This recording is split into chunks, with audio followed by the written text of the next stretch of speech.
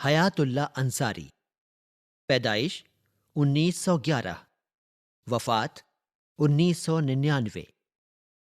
حیات اللہ انصاری لکھنؤ میں پیدا ہوئے۔ 1926 میں مدرسہ فرنگی محل سے مشرقی علوم کی سند حاصل کی۔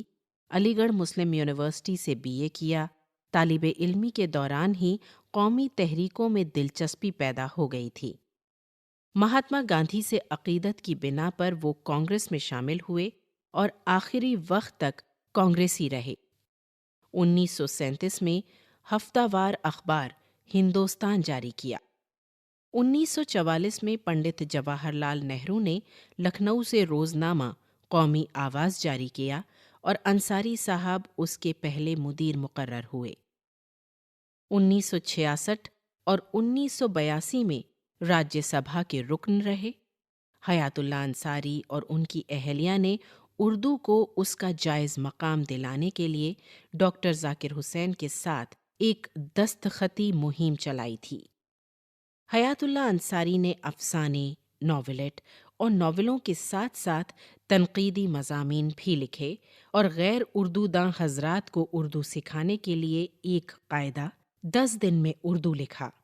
1952 میں لکھنؤ میں تعلیم بالغاں کے لیے تعلیم گھر قائم کیا۔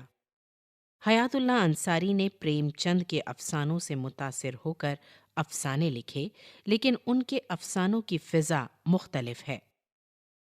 ان افسانوں کے مطالعے سے اندازہ ہوتا ہے کہ ان میں مشاہدہ، تخیل اور فکر تینوں ایک دوسرے کے متوازی ہیں۔